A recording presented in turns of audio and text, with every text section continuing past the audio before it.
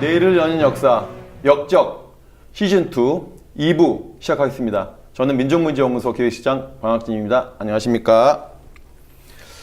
벌써 2018년 2월입니다. 예, 그리고 올해는 이번 달엔 평창올림픽이 열리는 해입니다. 오늘 변함없이 이 자리에는 김광진 전 의원 나오셨습니다. 예, 의원님 안녕하세요. 네. 예. 의원님 제가 오프닝에서 예. 평창올림픽을 특별히 언급했는데요. 예, 이번 달이 또 평창올림픽이 개막하는 달인데 평창 가십니까? 평창 티켓은 못 샀고, 네. 비싸던데요? 예, 비싸서 못 사고. 예. 패럴림픽은 한번 그래도 티켓 사서 가봐야지 하고 그 티켓은 하나 사놨습니다. 저도 티켓을 이렇게 좀 구매 사이트 들어봤더니 비싸더라고요. 예. 예. 생각보다 비싸요. 예. 비싸지만 그래도 의무적으로 가야 될 것이 그 북한 대표단이 올 것 같은 그런 좋은 징조가 있지 않습니까? 예. 예. 그래서 남북 화해 협력 그런 계기로 작용할 수 있을 것 같아서 비싸지만 한번 적금 부어서 한번 가야 되지 않겠나. 북한 대표단을 보려면 일반 경기 티켓으로는 안 되고 개막식이나 폐막식을 보셔야 되는데 그 개폐막식. 티켓은 가격이 진짜 만만치 않기 때문에 그러면 김광진 전 의원님 백으로도 어렵다. 예, 아마 실장님 한 달 월급 정도는 털어야. 예, 제 월급을 아시나요? 예, 하여튼 올해는 이번 달에는 되게 중요한 역사적인 행사가 있는 날인데요. 하여튼 기대해 보고요.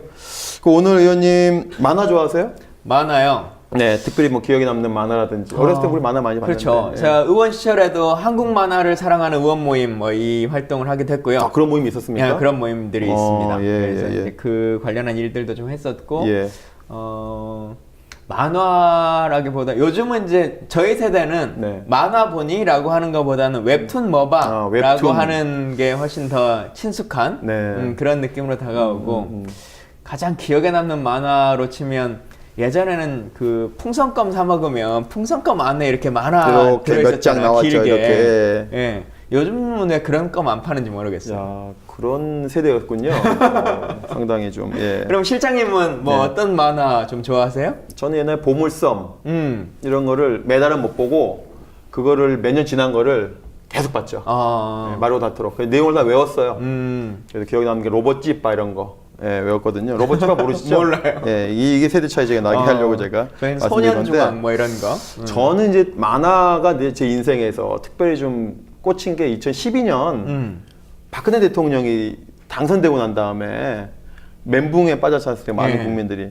저도 사실 그때 멘붕 빠져가지고 이게 자꾸 그런 생각 안 해야 된다. 박근혜 생각 안 해야 돼서 제가 만화책을 좀 샀어요. 그때 산 게 박시백 화백의 조선왕조실록 전권을 샀습니다. 예, 그래서 전권을 다 읽었어요. 전권이면 만화로는 몇 권 정도 돼요? 20몇 권까지 나왔을 거예요. 20몇 권? 예, 그 전권을 그냥 한 큐에 다 사가지고 거기 해서 읽었습니다. 반복해서. 왜냐면은 자꾸 딴 생각 하지 말아야 되니까. 2012년 생각하니까 자꾸 억울하고 우울하고 해서 자꾸 시대를 좀 옛날 시대로 넘어가서 하려고 박시백 선생 만화를 제가 전권을 구입해서 읽었고요. 몇 년 전에는 그 인천 상륙작전이라고 하는 윤태호 작가의 만화를 읽었는데 미생을 그렇습니다. 만들었다? 예. 그 상당히 그 작품이 좋더라고요. 특히 이제 민족문제연구소가 관심을 갖고 있는 일제시대 이야기, 반민특위, 친일파, 해방전국 이런 이야기들을 아주 잘 다루셔서 제가 누구한테 만화책 추천을 잘 안 하는데 청소년들한테 제가 강추합니다. 네, 이게 어떻게 보면 만화계의 만화판 해방전사 인식 같아요. 예. 제가 어려운 용어를 쓰셔가지고. 근데 저만이 아니라 이미 이 책이 많이 상을 받았더라고요, 벌써요. 예. 전권 얘기하시니까 저희 때 가장 기억 남는 만화는 60권짜리 삼국지. 그거는 아마 제 세대들은 거의 집집마다 봤던 것 같아요. 학습 만화 비슷하게 돼가지고 그런 거 아닙니까? 아니에요. 그냥 만화책으로 나온 건데 삼국지를 60권짜리 만화로 되어 있었던 건데요. 부족하지 않나요? 좀 더 그려야 되지 않나요? 그런데 그 삼국지에 등장하는 인물들을 상징하는 어떤 이미지라고 하는 게 다 그 만화에 기반해서 떠오르는 것 같아요. 그 사람들의 영상이나 외모나 이런 것들이. 근데 말씀하셨던 조선왕조실록이라든가 인천 상륙작전 이런 작품들이 실제 교육적인 측면에서도 그리고 그 시대사항이라고 하는 것을 알아보는 것에서도 참 좋은 도움이 되기도 하는데요. 네네. 요즘은 만화가 말 그대로 하나의 예술적인 영역으로서의 작용을 하기도 하고 또 이 자체로 끝나는 것이 아니라 이후에 뭐 만화를 통해서 혹은 웹툰을 통해서 영화가 되기도 하고 드라마가 되기도 하고 또 여러 가지 캐릭터 사업으로 발전하기도 하고 네, 하는 측면들이 많이 있는데 네. 오늘은 우리가 왜 갑자기 근데 이렇게 만화 얘기를 많이 하고 있는 걸까요? 그래서 아무래도 민족문제연구소가 그 만화를 한번 그려본 적이 있어요. 보통 민족문제연구소 그러면은 뭐 친일명사전 이렇게 어려운 책들만 많이 내는 걸로 알고 있는데 저희가 그렇지 않고 2005년도에 벌써 13년 전에 만화를 냈자는 거 아닙니까? 만화로 역사책을 냈는데 그 책이 바로 제가 오늘 가져온 만화 박정희 1권 2권입니다. 만화 박정희 1, 2권.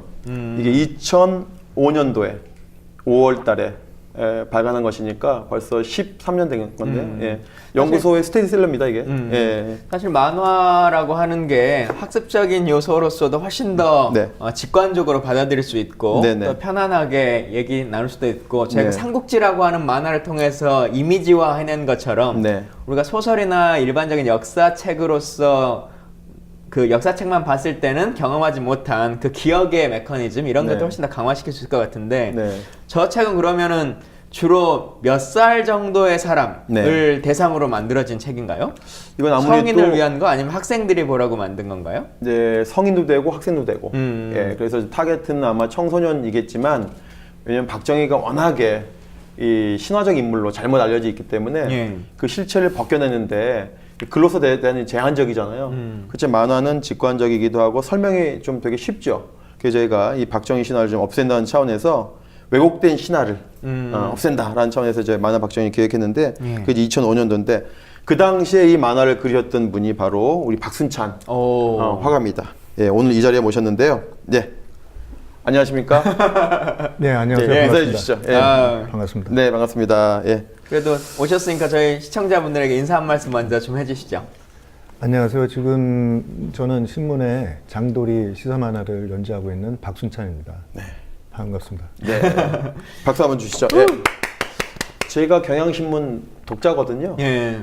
보세요. 신문 종이로 보세요. 종이신문 요즘은 안 봐요. 인터넷으로. 저는 종이로 봅니다.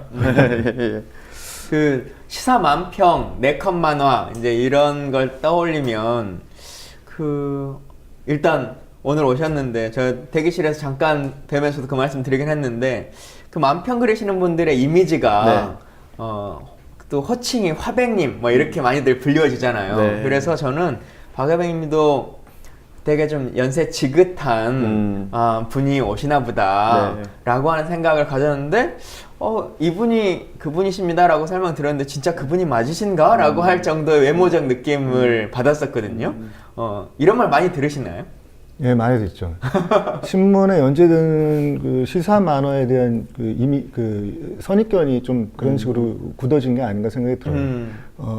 그게 이제 워낙 예전에 우리 그 시사 만화를 하셨던 1세대 만화 작가분들이 굉장히 오랫동안 연재하시면서 굉장히 그 연세도 많으신 분들이 많았고 그 이미지가 좀 굳어져서 그렇게 된 거예요. 옛날에 그 만화 그리시는 분들 보면은 시사 만화 특히 그리시는 보면 이렇게 뭡니까 호빵 모자인가요 이렇게 호빵 모자에다 이렇게 파이프 담배 무시든 이런 이미지가 있어가지고 이 박순찬 작가님에 대해서 좀 나이가 지극하겠거니 아니 근데 있는 것 같아요. 왜 그렇게 또 생각이 드냐면 이 경향신문의 장도리를 지금 꽤 오랜 기간 하시는 거잖아요. 올해로 지금 23년 차? 예, 맞으시죠?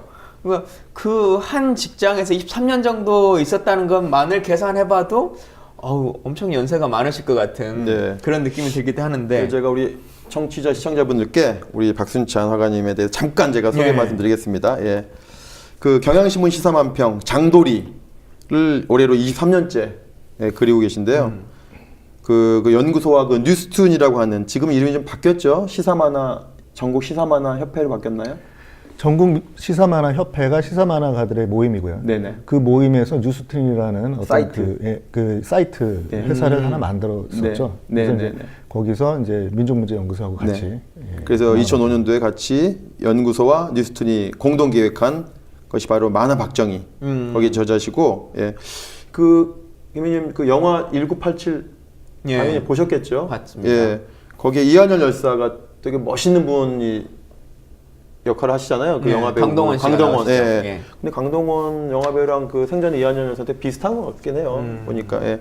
그분이 있었던 이 이한열 열사가 활동했던 그 만화 동아리 만화사랑 예. 예, 티도 나오던데 이렇게 예.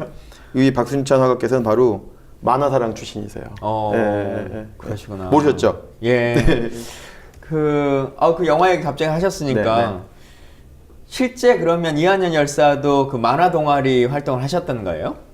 그렇죠. 그러면 저희가 보기에는 거기서의 등장은 그 만화 동아리인데 광주 영상 틀어주고 뭐 이렇게 하는 운동권에 이제 어떻게 보면 포장된 위장된 이런 동아리 형식인데 그러면 실제 원래 만화를 그리는 사람들이 모여 있는 건 맞습니까? 근데 화백님이 그걸 하셨다니까 만화를 그리신 분이 맞는 것 같긴 한데 그 동아리가. 제가 대학에 이제 89년도에 입학을 해서 89학번. 예. 동아리도 그 89년도에 네. 제가 가입을 했었는데 이한열 열사는 이제 87년도에 네, 해가지고 네. 그 만화사랑이란 동아리가 87년도에 만들어진 걸로 알고 있습니다. 아. 제가 알기로는 전국의 대학의 최초의 만화 동아리라고 제가 알고 있고요.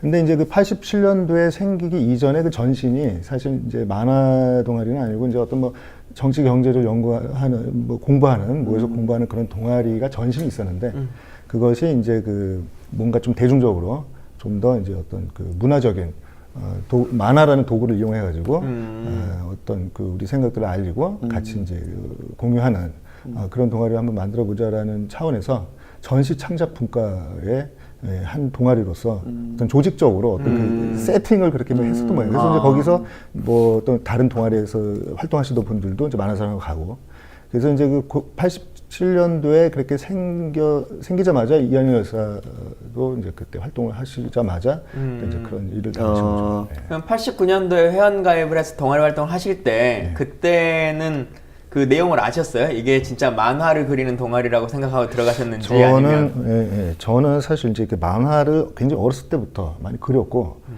제 생활이 그 만화 그리는 게 거의 생활의 일부였기 때문에 제가 대학에 들어가서 그 동아리 활동까지 제가 만화를 할 생각은 없었습니다. 저는 원래 그 동아리를 그림 그리는 동아리 제가 찾았었어요. 미술관 이런 거. 예, 당시에 그 미술관이 있어요. 화우회라는 동아리가 있었는데 거기서 뭐 이제 유화라든가 뭐 그런 수채화라든가 이런 그리는 동아리가 있었어요. 원래 전공은 뭐로 입학하시는 거예요? 저는 천문학을 전공했었습니다. 예. 그래서 이제 그 그림 동아리가 이제 집에서 할 수 없는 일, 그런 작업들, 그런 거를 이제 동아리가 있으면 무슨 작업실 같은 게 있지 않겠습니까? 그림도 제공해, 예, 물감도 제공해주고. 물감도 주고. 그래서 이제 뭐 넓은 그런 공간도 있고, 예, 같이 화실도 이제, 있고. 예, 같이 그런 뭐 의견을 나누면서 그림을 그릴 수 있는 그런 동아리를 제가 찾았는데 그걸 못 찾았어요. 그래서 이제 헤매다 보니까 만화사랑이라는 동아리가 눈에 보이는 거예요, 간판이. 그래서 뭐 한번 들어가 볼까. 예, 그래서 이제 구경이나 해볼까라는 차원에서 제가 들어가 본 겁니다. 그래서 이제 들어가 봤더니 이제 뭐 사람도 별로 없고 굉장히 뭐 좀 어둡고 분위기가 칙칙한 그런 분위기였었는데 그때 제 기억으로는 그 이한열 열사 사진이 동아리에 있었던 거 알고 있는데 저는 잘 몰랐어요 그때 그 중고등학교 시절에 그때 당시만 해도 뭐 그런 거에 대한 교육이 있었던 것도 아니고 그랬었는데 저는 이제 구경 차원에서 한번 들어가 봤다가 뭐 그림을 한번 그려보라 봐라 만화 그릴 줄 아냐 한번 그려봐라 했는데 제가 이제 한번 그려봤더니 그 이후로 자꾸 저한테 뭐 밥도 사주고 뭐 술도 사주고 하시더라고요 선생님들이. 그래서 이제 거의 반강제적으로 그 동아리에 불려가가지고 그림을 그렸는데 그때 당시 그 만화를 그린 사람이 저밖에 없었어요. 그러니까 그랬을 것 같아요. 왠지 그 만화 동아리에 실제 만화를 그리는 분은 생긴 지 얼마 되지도 않았고 또 만화에 관심 있느냐 하면 또 그렇지도 않더라고요 사람들이. 오로지 만화는 오로지 만화는 하나의 도구로서 당시 뭐 찌라시 같은 거 있지 않습니까? 근데 거기에 이제 뭐 선전물 그런 거에 이제 그림 그리고 뭐 그때 전두환 얼굴도 많이 그렸었어요. 그리고 뭐 길거리에 이제 만화 형식으로 그려서 이제 이 대학 학내 이렇게 길거리에 이제 뭐 이렇게 빨래줄 같은 데 붙여가지고 전시도 하며 전시해서 사람들 보게끔 하는 뭐 그런 작업들을 하는데 그림은 거의 제가 다 그렸어요. 그러니까 속아서 만화 동아리 들어가신 거잖아요, 그죠? 실체를 모르시고. 예, 한번 들려볼까 하다 원래. 아니 근데 그런 경우가 되게 많은 게 저희 대학에서도 보니까 이제 스키부, 수영부, 볼링부가 있는 거예요. 근데 스키, 수영, 볼링 전혀 안 하거든요. 이게 나중에 다 알고 봤더니 운동권 분들이 선배들이 그 동아리방 유지하기 위해서 뭔가 이제 색채를 바꿔야 되니까. 그 시절에 근데 스키부라는 건 너무 부자들만이 할 수 있을 만한. 그래서 실제로 스키 타러 들어왔다가 학생 운동 하기도 하고 대부분 나가기도 하고 스키 분대 방학 왔더니 스키를 전혀 못하는 사람들이 앉아 있어가지고. 그 영화에서도 보면 비디오 그 재밌는 비디오 틀어줄 것처럼 해가지고 왔다가 이게 광주의 비디오입니다라고 하면 또 많은 사람들이 그냥 나가잖아요. 중간에 나가는 사람도 있고 하니까 그런 위장 동아리 그때는 되게 많았었죠. 근데 이제 유일하게 그 간판을 믿고 들어오신 그런 분이신데 8, 9년도에는 그럼 어떤 그 사회적 시사적으로 어떤 일이 좀 많았을까요? 그저 그러시는 게 전두환이었다고 한다면은 그때 당시에 이제 그 노태우 정권 시절이었고 그 만화상이라는 동아리는 당시에 어떤 그 노동운동 중심의 그 방향을 가지고 어떤 만화의 어떤 만화라는 도구를 이용한 어떤 선전 이런 작업들을 좀 주로 했었고 그 외에 또 중요한 일 중에 하나가 그 걸개 그림 작업을 좀 많이 했었습니다. 그 걸개 그림 작업은 좀 전문성을 요하는 작업이기 때문에 이제 학생들만으로는 이제 하기 힘들었던 거고 당시 그 최병수 작가라는 분이 환경 작가이시기도 하고 굉장히 활동을 많이 하고 계시는 분이 계신데 그때 당시 최병수 작가가 걸개 그림 작업을 많이 했었는데 그 만화사랑 동아리 회원들이 이제 많이 그 인력을 거기서 이제 그 좀 도움을 받아서 작업을 했었죠. 그래서 그 뭐 집회라든가 그랬을 그런 행사가 있을 때 이제 배경에 그 걸개 그림을 이제 건물에 걸고 기억이 나는데 이제 연세대학교는 이제 학교도 크고 노천극장도 되게 크잖아요. 그래서 전국적인 연대 집회를 많이 했는데 그때 가면 노천극장 뒤에 배경이 주로 걸개 그림이 많이 걸리고 그다음에 최병수 작가님의 대표전작이 장상곤매 이런 거 장상곤매, 뭐 노동해방도 또 뭐 한여리를 살려내라 그 걸개 그림도 그 최병수 작가 하고 만화사랑 동아리 회원들하고 같이 작업을 했던 것이죠. 야, 그렇게 학창 시절을 보내시다가 사실 뭐 전공이 딱 그림 쪽은 아니시잖아요. 근데 나는 그냥 이제 전업으로 만화를 그려야겠다라고 하는 계기는 언제부터 있으셨던 거예요? 아까도 제가 뭐 말씀드렸다시피 만화는 거의 뭐 제 생활의 일부분이었었고 제가 뭐 이제 만화가로 데뷔를 못 하더라도 만약에 이제 어떤 그 호구지책으로 다른 직업을 갖고 있었더라도 저는 뭐 만화를 부분적으로 어쨌든 뭐 그리지 않았겠나 뭐 이런 생각을 하고 있고요. 지금 이제 전업으로 하고 있지만 제가 졸업할 때 당시 마침 경향신문에서 만화가 공모를 하는 바람에 제가 이제 경향신문에 바로 시사 만화를 연재하게 된 거죠. 원래는 제가 이제 극화를 좀 준비를 하고 있었습니다. 다니면서. 그때는 지금보다 훨씬 더 이 만평 만화라고 하는 게 더 사회적 이슈가 되기도 하고 저도 어렸을 때 보면 신문 딱 펴면 찰참에 그 만평 그부터 많이 보잖아요. 근데 어떻게 그때로 치면 엄청 젊은 작가를 그 신문사의 대표 필진이라고 볼 수 있는 이 만평 작가로 딱 선정했을까 좀 신기하기도 하네요. 그때가 그 95년도였는데요. 94년 말 제가 입사했을 때가 94년 말이고 95년 초부터 제가 연재를 하기 시작했었는데 그때가 이제 김영삼 정부 시절 아니었습니까? 그때가 많은 분야에서 무슨 세대 교체 분위기가 있었던 시절이에요. 그게 이제 여러 가지가 맞물려서 이제 그런 분위기가 있었던 것 같은데 만화계도 기존에 활동하시는 분들이 이제 굉장히 오랫동안 활동하시고 이제 연로하시고 이제 막 은퇴를 앞둔 시점이었었습니다. 그런 상황에서 이제 제가 또 이렇게 일을 시작하게 된 그렇게 된 거죠. 운이 좀 좋으셨네요. 그렇죠.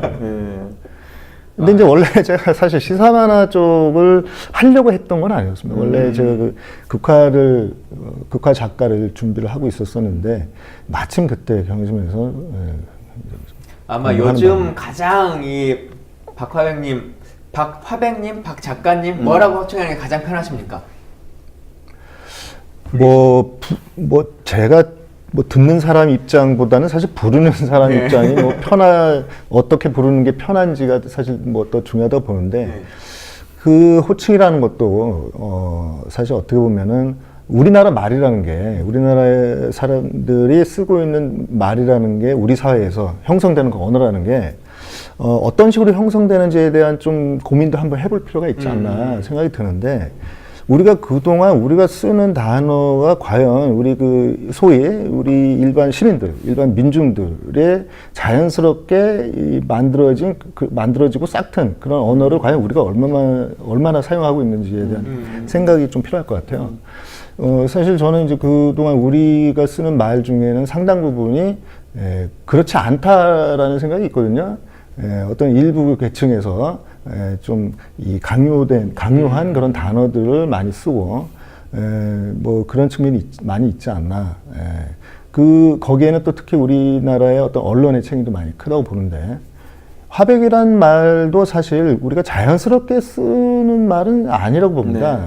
왜냐하면은 화백이라는 말은 굉장히 오랜 세월을 그 어떤 그림이라는 분야에 이렇게 이제 그 오랜 세월 동안 많은 것을 쌓아 올리신 분들의 그 어떤 극존칭으로 사실 써졌던 말인데, 그것을 사실 신문에 만화를 그리는데, 저는 95년대 처음 20대 때 그리자마자 화백이라고 그러더라고요. 아, 그래요? 예. 그러니까 단지 신문에 만화를 그린다는 이유로 화백이라는 그 호칭을 억지로 갖다 붙이는 것은 분명히 자연스러운 것은 아니다라는 저는 생각을 하고 있었고, 지금도 뭐 제가 뭐 20여 년 했지만 아직까지 제가 무슨 뭐 화백이라는 호칭을 듣기는 좀 많이 부족하지 않나 생각합니다. 그 작가님 같은 경우에 이 시사 만평을 하시잖아요. 이건 그냥 개인적인 궁금증인데, 요즘 아마 국민들이 그 장도리에서 가장 이미지로 기억이 많이 큰 게 박근혜 전 대통령이 슈퍼 울트라로 변신해가지고 하는 그 그림의 모습이 가장 선명하게 기억나실 것 같은데, 그 전날에 있었던 일들을 이 짧은 기록으로 다 남기려면 하루에 뉴스나 이런 것들을 얼마나 보세요? 많이 보면 볼수록 좋겠죠. 또 뉴스뿐만이 아니라 또 많은 독자들의 의견, 또 전 중요한 거였고요.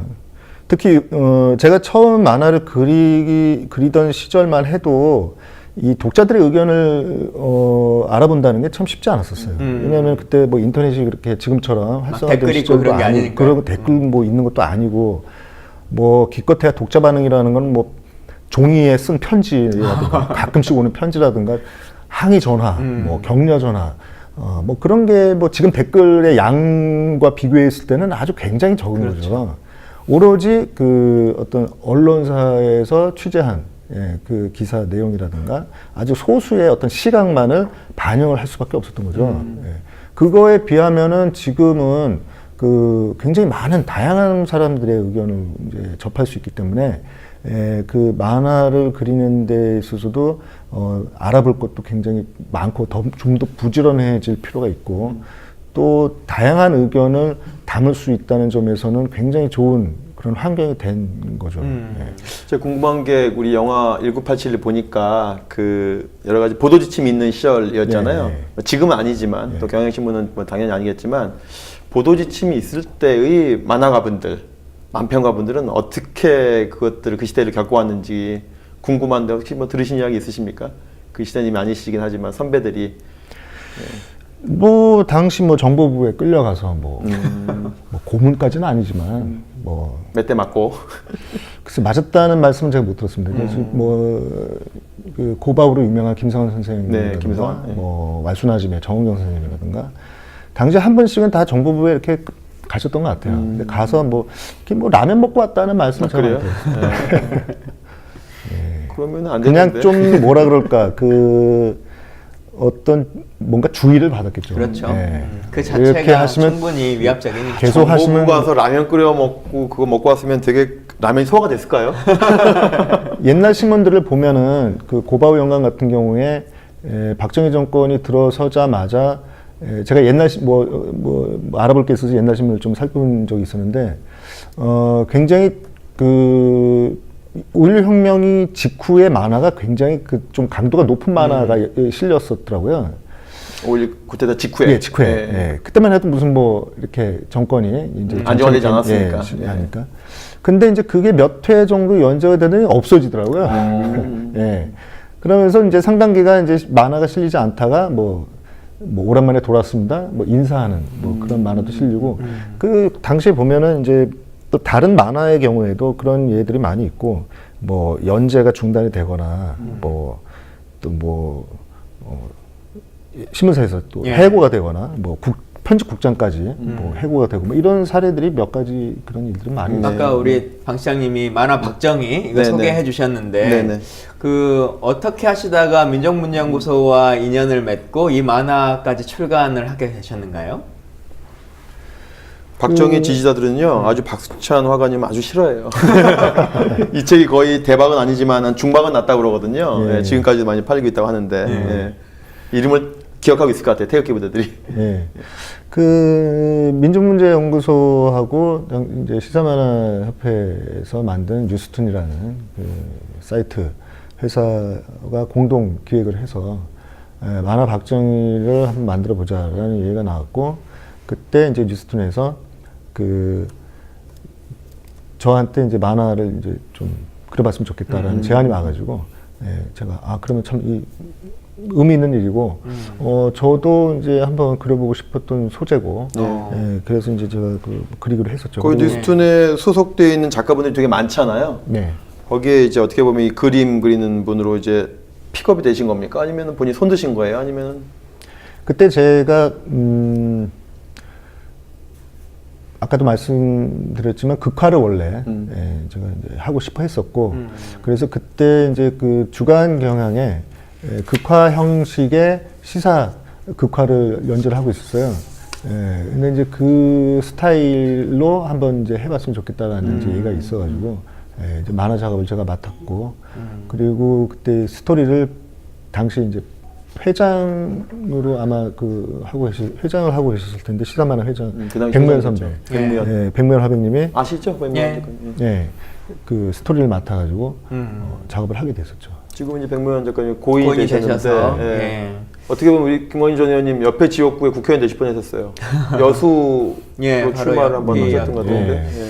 그 선거 유세하면서도 몸이 안 좋으셔가지고 힘들게 하셨던 기억도 있고, 또 좀 다른 기억으로는 아드님이 아주 잘생겨가지고 아들이 유명한, 그러니까 후보 중에서 아들이 유명한 분이 몇 명 있어요. 전국적으로 선거 유세를 아들 하면. 덕을 보는 후보 중에 예. 한 명으로. 그래서 그 잘생긴 아들이 막 있었는데 생각에는 선거 끝나고 한번 밥이라도 먹어야 되겠다 했었는데, 그것도 벌써 한 1년 2년 가까이 네. 흘러가네요. 네. 이 기회가 났으니까 진짜 한번 다시 한번 만나봐야겠다 이런 생각이 들기도 하는데. 근데 고인이 되셨어요, 백 작가님이. 그러니까 백 작가님은 그렇고 아들이. 아들은 예. 예. 그 갑자기 생각이 났는데, 이 만화 박정희 관련해서 사실 이제 그 연구소가 일하다 보면 여러 네. 가지 소송에 좀 얽매이는 일들이 많지 않습니까? 그뭐 아주 이뿐만 많죠. 아니라 뭐 당연 네. 친일인명 사전도 그렇고, 네, 아주 많습니다. 뭐 어떤 성명서도 그렇고 예.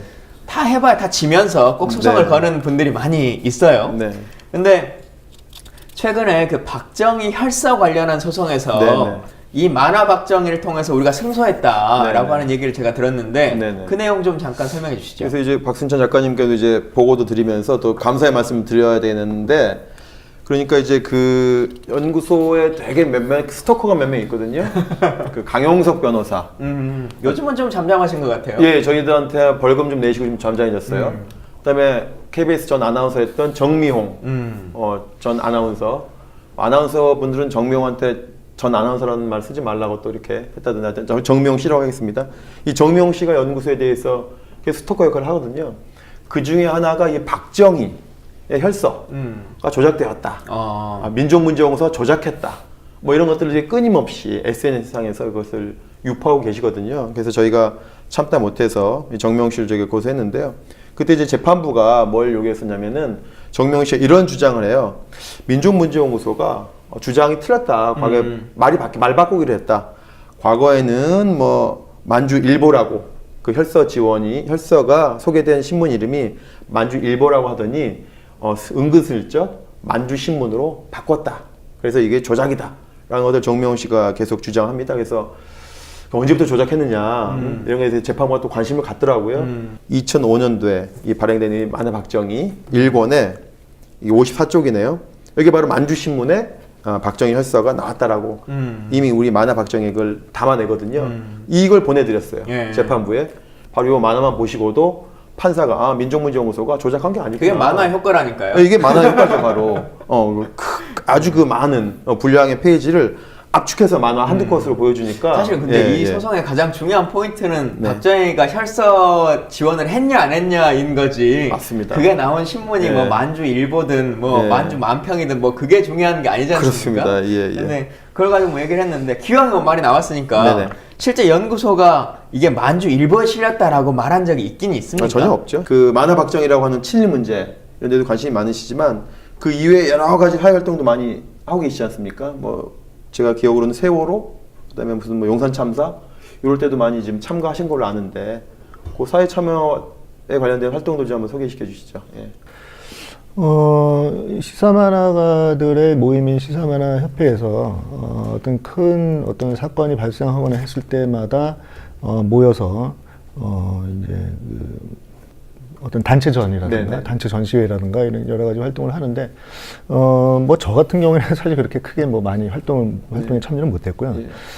기본적으로 일단 만화가는 만화를 어떻게 만드느냐 이것이 가장 저는 중요하다고 생각하고 그것이 결국은 그 사회에 참여하는 그 가장 중요한 작업이라고 생각하기 때문에 어떤 만화를 얼마나 깊이 고민을 해서 내용을 잘 담느냐 이것을 저는 사실 우선적으로 생각하는 게 맞다고 봅니다. 만화 박정희 이후에 우리 앞서 지난 시간에 그 김환란에 대해서 얘기를 나누기도 했었고 네, 그렇습니다. 예. 또 저도 백선엽이라고 하는 사람과 계속 이게 논쟁이 붙고 뭐 하고 하긴 하는데 네. 그런 이 시리즈물로 계속 뭐 연구소가 해볼 계획이나 이런 건 좀 없으세요? 그 앞으로 연구소 교육해야 되기도 하고요. 사실은 그것 때문에 우리 박순찬 작가님 모신 이유기도 하나거든요. 이제 박순찬 작가님이 만화 박정희로 저희랑 인연을 맺었긴 했는데 그 이후에 보니까 2년에 한 번씩 이렇게 작품을 2년에 한 번씩 매년 나오죠. 예, 매년 말에. 매년 말에 이렇게 내시더라고요. 그래서 그 시리즈를 쭉 내시고 있거든요. 이게 주로 우리나라의 지금 현대사, 친일 문제를 포함한 그 현대사 문제를 많이 다루고 있는 작품들이신데 이거에 대해서 한번 설명을 좀 해주실까요? 제목이 대한민국 현재사, 굿바이 뭐 사이비 전성시대 뭐 이런 식으로 계속 나가는 것 같은데요. 예. 생태보고서라는 제목도 있고. 이제 그 경향신문에 연재되고 있는 그 장도리 네컷 만화의 그 1년 동안 연재된 분량을 이제 엮어서 지금 매년 단행본을 내고 있거든요. 그래서 이번에도 그 작년 말에 빛은 어둠을 넘어라는 제목으로 2017년도에 연재됐던 분량을 모아서 책으로 냈었습니다. 그 내시도의 표지는 경향신문 네컷 만화에 들어가는 표지의 그림이 아니잖아요. 표지를 새로 이제 작업을 하는 거죠. 그렇죠. 단행본을 내려고. 저는 이 표지가 되게 인상적이더라고요. 이전의 작품들도 계속 이 표지를 보면 별도의 표지를 내시는데 거의 이집트 벽화 같은 느낌도 나고. 그 고대 벽화가 어떤 이 사건, 어떤 이 벌어진 일들을 굉장히 함축적으로 표현하는데 굉장히 좋은 그 방법이라는 걸 제가 느껴가지고 그 고대 벽화의 방식을 차용해가지고 제가 매년 그 작업을 하고 있는데 지금 이제 그 저 형식으로 단행본이 한 6권 정도 지금 나왔는데 지금 이제 모아놓고 보면은 그 표지는 이제 그 해에 벌어졌던 주요 사건들 그리고 사람들의 관심사들을 이제 종합해가지고 이제 그리다 보니까 함축적으로 그 해에 일들을 이제 볼 수 있는 그런 역할도 할 수 있지 않나 생각합니다. 그 만화나 웹툰이 매일매일 그 소비된다는 느낌도 없지 않아 있거든요. 이렇게 기록으로 남지 않고 그냥 그때그때 소비되고 있다. 그냥 없어지고 있고 공중에 분해되고 있고 증발하는 느낌이 있는데 이렇게 1년, 2년치 이렇게 계속 해주시고 또 그것에 대해 중요한 내용들을 표지에다가 이렇게 함축을 담아서 작품을 만들어주시니까 오히려 시간이 지나가더라도 그 시대를 되새겨 볼 수 있는 그런 좋은 자료가 남는 것 같아요. 특히 이제 영화라든지 드라마 쪽에서도 민족문제연구소가 많이 좀 자문하는 경우가 있거든요. 대표적으로 영화, 암살, 그다음에 드라마 각시탈 이런 데도 저희가 좀 자문한 적이 있죠. 그리고 이제 만화 박정희 이외에도 많은 작가분들 연구소에 뭐 위안부 문제라든지 징용, 징병, 독립운동, 친일 문제에 대해서 많은 만화가분들이 작품 활동하고 계세요. 거기에 이제 주요한 자료 제공, 자문을 저희가 계속 해드리고 있습니다. 물론 그것도 무료로 해드리고 있기 때문에 그런 자문들은 언제든지 저희가 민족문제연구소 기획이 아니더라도 그런 많은 활동들이 있으면 저희가 얼마든지 자문을 해드리겠다 이런 말씀을 드리겠습니다. 그 누구보다 언론 뉴스나 이런 것도 많이 보시고 또 시대의 사람들의 생각들도 많이 읽으실 것 같은데 작년을 생각하는 한 단어가 이 책의 제목처럼 빛은 어둠을 넘어라고 했다면 생각하시기에 올해의 한 문장은 어떤 것이 될 것 같다라고 하는 생각이 좀 드세요? 글쎄요. 올해 이제 뭐 1월도 아직 뭐 많이 남고 앞으로 어떻게 굴러갈지는 뭐 아무도 모르는 거 아니겠습니까? 제가 저도 뭘 이렇게 미래를 뭘 예측하고 계획하고 이런 거에 대해서는 신년 계획도 저는 잘 안 세워요. 아니, 날마다 뭔가를 한다는 게 쉽지 그게 않아요. 진짜 쉬운 일이 아닐 것 같아요. 네, 날마다 쉽지 않습니다. 새로운 창작물을 만들어낸다는 게 네. 쉽지 않은 일일 것 그리고 같아요. 요거 그 이제 박 작가님의 또 질문인데 만화 박정 이후에 그 극화 말씀하신 거 있는데 네. 어떤 거 혹시 뭐 미리 좀 생각하시는 극화 어떤 주제의 좀 극화를 좀 그리고 싶다 어떤 계획하고 계신 게 있는가요? 구체적 계획은 못 세우고 있죠. 그냥 그리고 싶은 것만 있을 뿐이고 네. 좀 더 부지런하게 좀 구체화를 시켜야 될 텐데 뭐 지금으로서는 뭐 어떻게 딱히 뭘 하겠다라고 말씀드릴 수 있는 건 없는 것 같습니다. 네. 저희가 뭐 1시간 네. 가까이 얘기를 계속 나눠보고 있는데 네네. 결국은 우리 시대를 바꿔나가는 그러니까 작년에 우리 국민들이 촛불을 들면서 세상을 바꿔나가자라고 하는 생각들을 많이 했었는데 그러면서 느꼈던 것 중에 하나가 각자가 하고 있는 직업 뭐 생활이라고 하는 것을 정상적으로 잘 해나가는 것도 애국이고 우리가 해야 될 민주시민으로의 역할이다 이런 생각들을 많이 하게 되거든요. 예. 화병님은 작가님은 이 만평이라고 하는 것을 통해서 사람들에게 날마다 새로운 뭐 깨우침과 새로운 시선들을 줄 수 있는 거고 연구소는 또 연구소 역할을 해주시는 거고 저도 또 저의 역할을 많이 해야겠다라고 하는 새해 다짐 같은 생각들도 많이 들게 되네요. 오늘 방송을 통해서. 네, 그럼 이제 끝으로 이제 박순자 작가님 한 말씀 마지막으로 우리 청취자와 시청자분들께 한 말씀 해주시죠. 예, 오늘 이 귀한 자리에 초청해 주셔서 너무 감사드리고요. 장도리 봐주시는 독자분들께도 이 자리를 빌어서 감사 말씀드립니다. 특히 지금은 이제 언론 환경이 굉장히 급변하고 있는 그 상황이라고 제가 느껴지고요. 과거에 비해서 그만큼 또 독자들의 역할도 굉장히 커졌다고 저는 생각하고 있습니다. 그래서 저뿐만 아니라 이제 만화 그리는 많은 분들 또 기자들도 그 독자들의 의견을 굉장히 중요하게 생각하고 있고요. 그렇기 때문에 그 독자분들의 책임도 굉장히 커지지 않나 그런 생각이 들어서 앞으로 더 많은 그런 뭐 격려뿐만이 아니라 많은 질책 이런 것들이 큰 영향을 주는 그런 시대이기 때문에 그만큼 또 많은 관심 부탁드리겠습니다. 네, 예, 감사합니다. 네, 감사합니다. 오늘 이렇게 귀한 걸음 해주신 우리 박순찬 화병님께도 감사드리고요. 역사 만화라고 하는 것이 이 역사 적폐를 청산해 나가는 아주 좋은 그리고 강력한 무기이지 않을까라고 하는 생각을 다시 한번 하게 됩니다.